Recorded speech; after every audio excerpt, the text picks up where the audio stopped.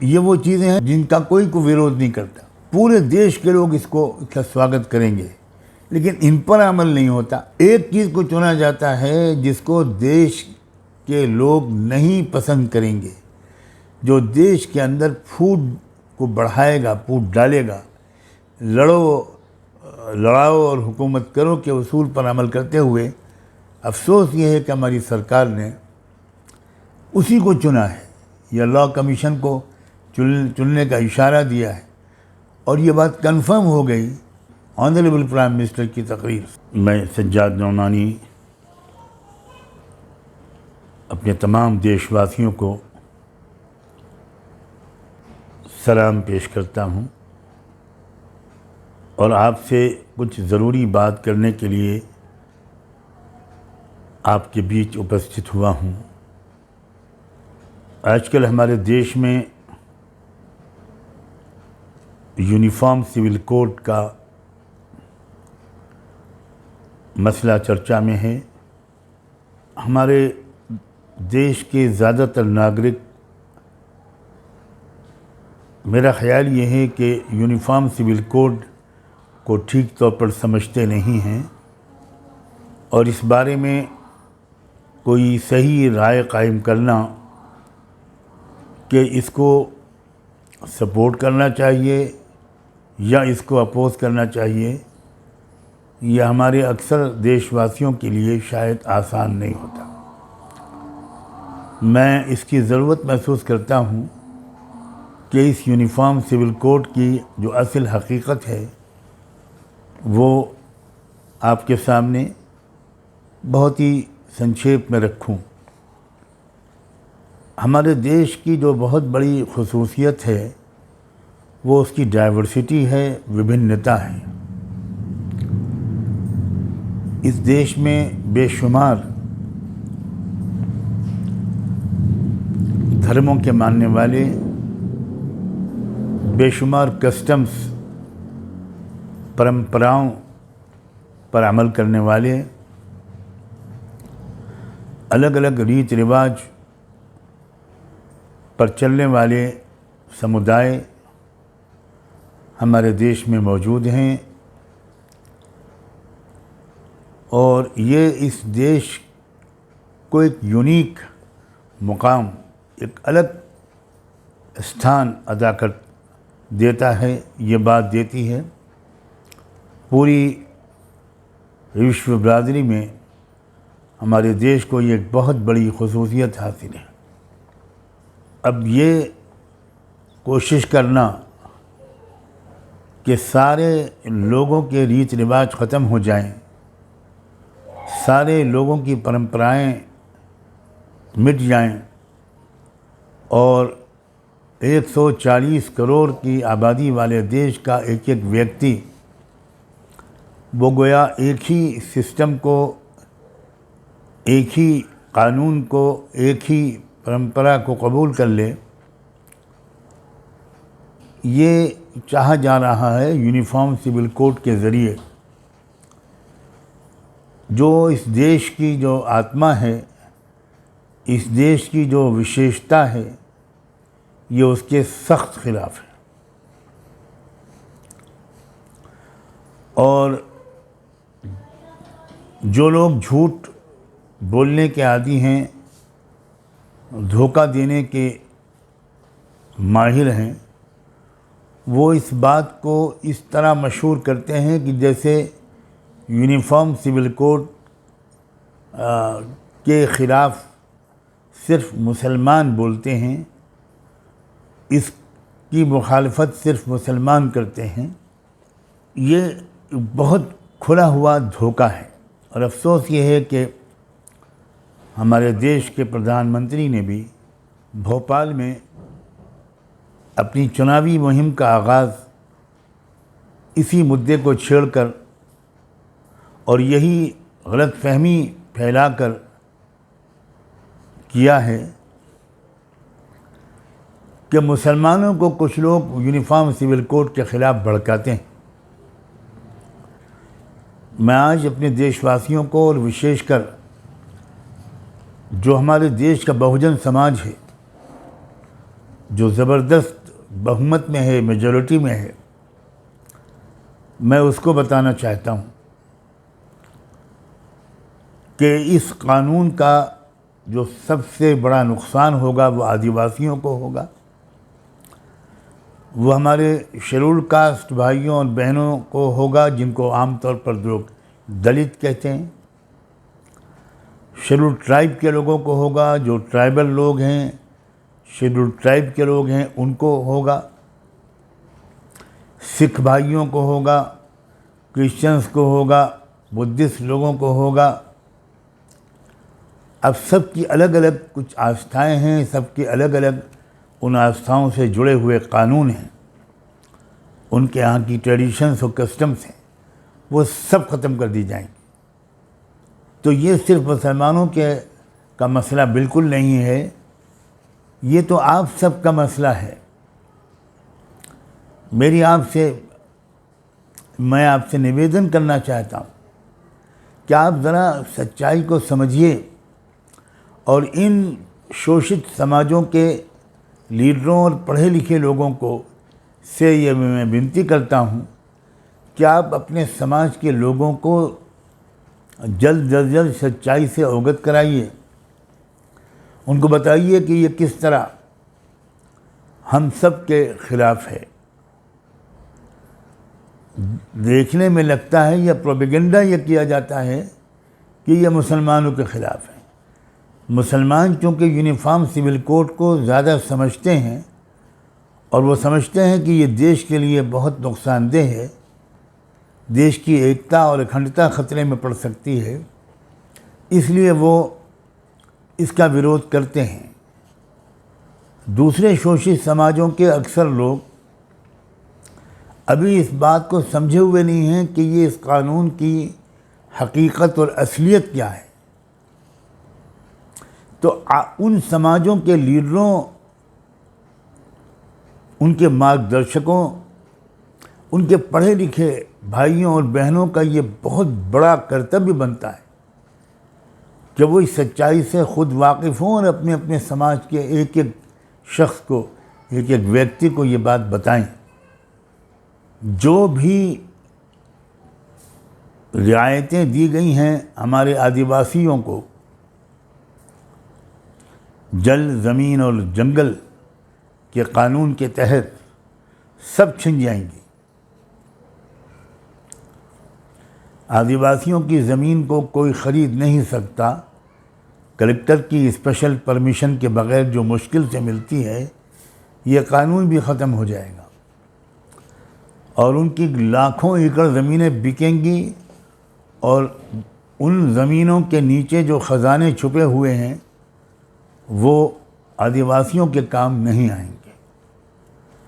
अब तो सैटेलाइट के ज़रिए साबित हो चुका कि जिन इलाक़ों में हमारे आदिवासी लोग ज़्यादा रहते हैं, उन इलाक़ों में बहुत ही कीमती धातें कुदरत ने छुपा रखी हैं और वो जब निकलेंगी तो मालामाल हो जाएंगे उस ज़मीन के मालिक लोग। तो इससे पहले कि वो मरहला आए, वो स्टेज आए, वो कानून ही बदला जा रहा है। अब उन ज़मीनों को ख़रीद लिया जाएगा और चंद पूंजीपति उस ज़मीन को ख़रीदेंगे। पूंजीपतियों का नाम लेने की मुझे ज़रूरत नहीं है, जिनके ख़जाने में सारे देश का ख़जाना डाला जा रहा है, वही पूंजीपति उन ज़मीनों को ख़रीदेंगे और वह आदिवासी जो उसके मालिक थे, वो उन ज़मीनों में बनने वाले कारखानों में मजदूरी करेंगे। और भी इसके बहुत दूरगामी नुकसानात हैं। मैं चूँकि ज़्यादा लंबी बात नहीं करना चाहता, मैं सिर्फ अपने देशवासियों को और शोषित और पीड़ित समाज के लोगों को ख़ास तौर पर ये बताना चाहता हूँ और उनके लीडरों और पढ़े लिखे लोगों से ये निवेदन करना चाहता हूँ कि आप अपने समाज के लोगों को बताइए और उनसे कहिए कि वो लॉ कमीशन ने जो इस वक्त पूछा है इंडियन पब्लिक से, भारत की जनता से, कि आप क्या यूनिफॉर्म सिविल कोड को पसंद करते हैं या नहीं। तो फिर इसका जवाब सिर्फ मुसलमानों की तरफ से बिल्कुल नहीं जाना चाहिए। इसका जवाब पूरे देश के गरीब जनता की तरफ से, पूरे देश के पिछड़े हुए समाज की तरफ से, ओबीसीज की तरफ से, शेड्यूल कास्ट शेड्यूल ट्राइब की तरफ से, आदिवासियों की तरफ से, सिखों, क्रिश्चियंस और लिंगायत लोगों की तरफ से और दूसरे तमाम समाजों के लोगों की तरफ से जाना चाहिए। No to UCC. आप अपने इलाके के लोगों से पता कीजिए कि लॉ कमीशन को हम अपना रिस्पांस कैसे भेजें। हम शुक्रगुजार हैं लॉ कमीशन के कि उन्होंने राय मांगी है। हालांकि इस पर हमको ताज्जुब है कि ये काम पहले हो चुका है और लॉ कमीशन 21वां लॉ कमीशन इस पर मुतमईन हो गया था कि कोई ऐसा एक कानून सबके लिए नहीं बनाया जा सकता, नहीं बनाया जाना मुमकिन है, उचित नहीं है, भारत के लिए तो बिल्कुल उचित नहीं। अब ये नहीं समझ में आता हमारे कि जब 21वां लॉ कमीशन इस बात का ऐलान कर चुका और फाइल को बंद कर चुका, तो 22वें लॉ कमीशन ने ये बहस क्यों छेड़ी है और सिर्फ एक महीने का समय क्यों दिया है। इसका जवाब हमको तब मिला जब प्रधानमंत्री का मध्य प्रदेश या भोपाल का जो भाषण हुआ उससे पता चला कि जो लोग ये कहते थे कि ये चुनावी मुद्दा है वो गलत नहीं कहते थे। एक बात कही जाती है कि हमारे संविधान में जो रहनुमा उसूल है, डायरेक्टिव प्रिंसिपल, उसमें आर्टिकल 44 में ये लिखा हुआ है कि स्टेट कोशिश करेगी कि वो सब नागरिकों के लिए एक समान कानून बनाए। अजीब बात है, ये जो डायरेक्टिव प्रिंसिपल्स हैं इसमें और भी तो बहुत कुछ लिखा हुआ है। आर्टिकल 44 से बहुत पहले बहुत कुछ और भी लिखा हुआ है। मिसाल के तौर पर आर्टिकल 38 में लिखा हुआ है कि भारत के नागरिकों की जो आमदनी होगी उसमें बहुत ज़्यादा अंतर नहीं होना चाहिए। हम इसकी कोशिश करेंगे, स्टेट इसकी कोशिश करेगी कि भारत के नागरिकों की आमदनी में बहुत ज़्यादा अंतर न हो।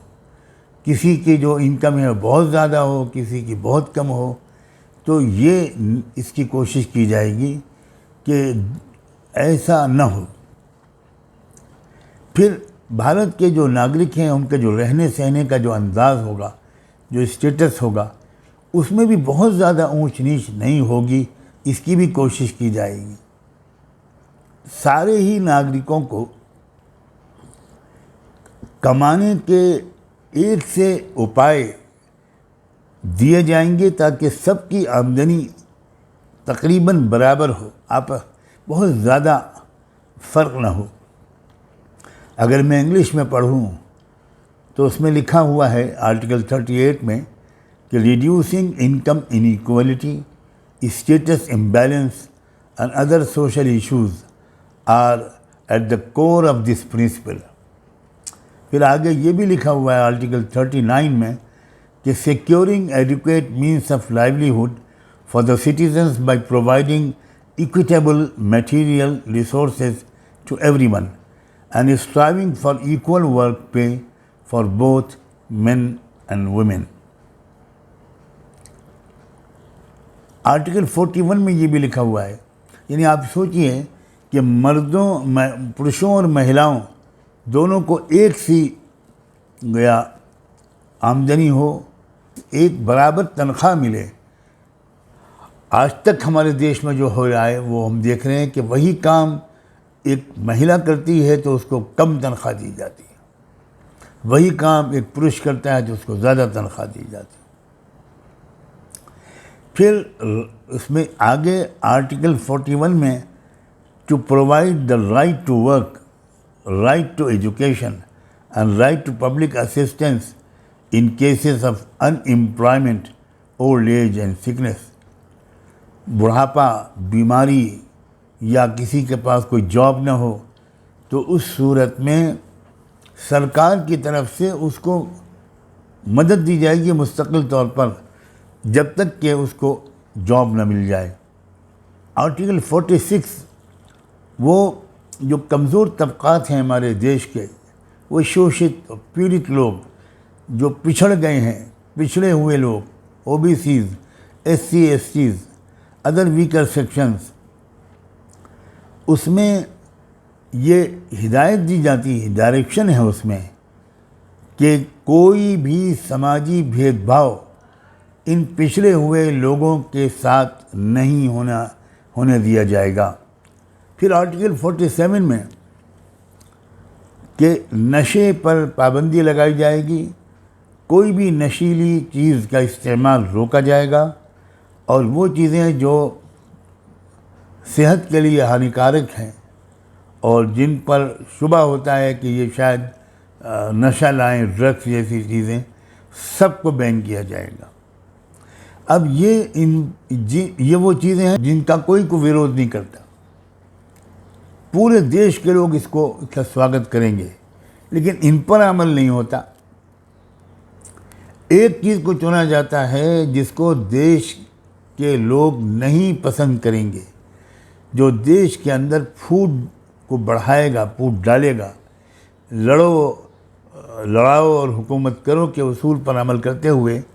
अफसोस ये है कि हमारी सरकार ने उसी को चुना है, या लॉ कमीशन को चुनने का इशारा दिया है, और ये बात कंफर्म हो गई ऑनरेबल प्राइम मिनिस्टर की तकरीर से। मैं आप सबसे निवेदन करता हूँ कि आप इसका विरोध करें। ये हमारा एक लोकतांत्रिक हक भी है और फ़र्ज़ भी है। आप हिस्सा लें इसमें, और हर गांव की सतह पर, हर जगह जहां तक ये आवाज़ पहुंचे, आप कोशिश करें कि अपने समाज के लोगों का जवाब भिजवाएं। आप किसी से पता कर सकते हैं कि आप किस तरह जवाब भेजेंगे। मैं इस बात की कोशिश करूंगा कि इसके अंत में आपको वो लिंक दे दिया जाए या वो तरीक़ा बता दिया जाए जिससे आपका जवाब लॉ कमीशन तक तुरंत पहुंच जाएगा। लाखों और करोड़ों की तादाद में मैं अपने शोषित समाज के लोगों से ये दरख्वास्त करता हूं, और उनके जितने भी संगठन हैं, उनके जितने भी ऑर्गेनाइजेशंस हैं, उनके जितने भी सोशल और पॉलिटिकल लीडर्स हैं, उनसे ख़ास तौर पर दरख्वास्त करता हूं कि आप इस वक्त इस काम को सबसे ज़्यादा प्राथमिकता दें और अपने अपने समाज के हज़ारों और लाखों लोगों की तरफ से ये जवाब लॉ कमीशन को भिजवाएं। ये आपकी ज़िम्मेदारी है और ये देश को आपस की फूट और खाना जंगी से बचाने की एक बहुत ज़रूरी कोशिश है। मैं उम्मीद करता हूँ कि आप इस पर ध्यान देंगे। आपने मेरी ये बात सुनी, मैं इस पर आपका शुक्रिया अदा करता हूँ। खुदा हाफ़िज़।